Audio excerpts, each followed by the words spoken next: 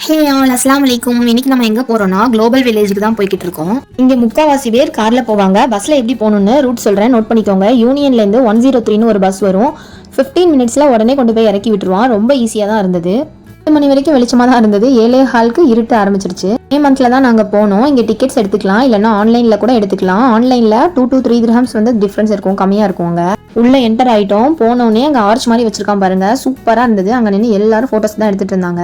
நல்லா சாப்பிடலாம், போட்டோஸ் எடுக்கலாம், ரீல்ஸ் போடலாம், எல்லாமே பண்ணலாம். இங்க ஒவ்வொரு பெவிலியனா தனித்தனியா கட்டி வச்சிருப்பாங்க. நம்ம உள்ள போய் அங்க எந்தெந்த ஊர்ல என்னென்ன ஃபுட் இருக்கும், அங்க என்ன ட்ரெடிஷனலா இருக்கும் பார்த்து என்ஜாய் பண்ணலாம். நமக்கு தேவையானதும் வாங்கி. துபாயில புர்ஜ் கலிஃபாக்கு அப்புறமா மோஸ்ட் அட்ராக்டிவ் பிளேஸ் என்னன்னா குளோபல் வில்லேஜ் தான். இது வருஷத்துல எல்லா நாளும் இருக்காது, சீசன் டைம்ல தான் போடுவாங்க. மோஸ்ட்லி விண்டர்ல தான் நடக்கும். இந்த தடவை சம்மர் வந்து எக்ஸ்டெண்ட் பண்ணியிருந்தாங்க.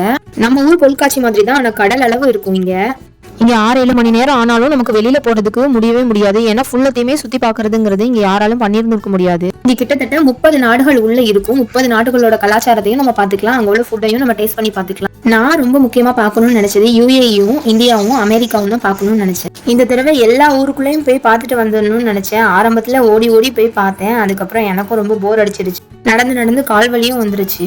அங்கங்க உட்கார்றதுக்கு புல் தரையெல்லாம் இருக்கும், அங்க நம்ம உட்காந்துக்கலாம். ஆனா மேட் எல்லாம் கொண்டு வரக்கூடாது, அங்க செக்கிங்லேயே வாங்கி வச்சிருப்பாங்க. ஃபுட்டு எதுவுமே கொண்டு வரக்கூடாது, எல்லாமே உள்ளதான் சாப்பிடணும்னு சொல்லுவாங்க. ஆனா நானே அவங்களுக்கு தெரியாம பிரியாணி எடுத்துட்டு வந்துட்டேன். ஆனால் அங்கே வாங்கி வச்சுப்பாங்கன்னு நினச்சேன். ஆனால் அந்த வந்து செக் பண்ணலை, ட்ராலி இருந்ததுனால அவங்க வந்து ட்ராலிக்குள்ளே செக் பண்ணலை. மேட்டு மட்டும் வாங்கி வச்சுக்கிட்டாங்க. மெயினாக இங்கே வந்ததே ரைட்ஸ்க்கு குழந்தைங்களை கூட்டிகிட்டு போகிறதுக்கு தான். இந்த டைம் தான் 50 திர்ஹம்ஸ்க்கு ஆஃபர் போட்டிருந்தான். அங்கே உள்ள மோஸ்ட் ஆஃப் த ரைட்ஸும் நல்லா என்ஜாய் பண்ணான் என் பையன். ரைட்ஸ்க்கு மட்டும் ஆஃபர் இல்லைன்னா 170 அபவ் இருக்கும் ப்ரைஸ். இவ்வளோ சென்டிமீட்டர் இருந்தால் தான் இந்த ரைட்ஸ்லாம் ஏற்றுவோம் அப்படின்னு சொல்கிறாங்க. என்னோட பையன் 1.1 சென்டிமீட்டர் தான் இருந்தான். 1.2க்கு மேலே இருந்தால் தான் நிறைய ரைட்ஸில் போக முடியும். 2 வயசுக்கு கீழே இருந்தாங்கன்னா எதுலையுமே அலோவ் பண்ண மாட்டேங்கிறாங்க. கொஞ்சம் தூரம் நடந்து போனோம்னா காரை தலைகீழ தொங்க விட்டுருந்தாங்க. என்னடா இது என்ன பில்டிங்னு போய் பார்த்தோம்னா பாத்ரூம் தான் அது. வாஷ்ரூமை தான் அவ்வளோ அழகா டெக்கரேட் பண்ணி வச்சிருக்காங்க. ஓகே போதும், நம்ம அடுத்து வேற பெவிலியனுக்குள்ள போகலாம் அப்படின்னு சொல்லிட்டு கிளம்பியாச்சு. ஃபர்ஸ்ட் நம்ம உள்ள போன பெவிலியன் சிரியா தான். சிரியாக்குள்ள என்ன இருக்குன்னு பார்க்கலாம் வாங்க. அங்க நம்ம பேரம் பேசி கூட வாங்கிக்கலாம் கம்மி பண்ணி. ஆனா மோஸ்ட் ஆஃப் த ட்ரெஸ்ஸஸ் எல்லாமே பிரைஸ் கூட தான் இருந்துச்சு. அப்புறம் நம்ம ஊர் மாதிரி ஜூஸ் கடை, நனாரி சர்பத்து அந்த மாதிரி எல்லாமே இருந்துச்சு. அப்புறம் காட்டன் ட்ரெஸ்ஸஸ் எல்லாம் இருந்தது. அப்புறம் அரபிக் ஃப்ரேம் எல்லாம் போட்டு வச்சிருந்தாங்க. நமக்கு தேவைன்னா நமக்கு என்ன பேருன்னு சொல்லி எழுதி கூட நம்ம வாங்கிக்கலாம். அப்புறம் கொஞ்சம் தூரம் தள்ளி போனோம்னா பெயிண்டிங் எல்லாம் பண்ணி அவங்களே ஸ்கெட்ச் பெயிண்ட் பண்ணி கொடுத்தாங்க. மோஸ்ட் ஆஃப் த முஸ்லிம்ஸ் வீட்டில் உருவப்படங்கள் பெயிண்டிங்லாம் வைக்க மாட்டாங்க. இது எல்லாமே பில்டிங்ஸ் நேச்சுரலா இருந்துச்சு. நேச்சர் எல்லாமே அழகா பண்ணி வச்சிருந்தாங்க.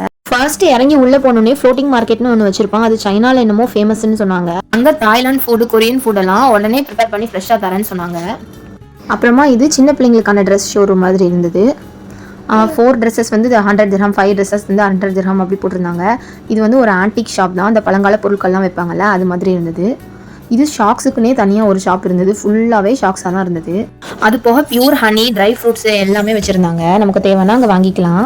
மோஸ்ட் ஆஃப் த கடை எல்லாமே ட்ரெஸ்ஸஸ் தான் இருந்தது. ஓகே, நீ அடுத்தடுத்து என்ன பெவிலியனுக்குள்ளே போகிறோம், எதெல்லாம் எக்ஸ்ப்ளோர் பண்ணுறோன்னு நெக்ஸ்ட் வீடியோவில் பார்க்கலாம்.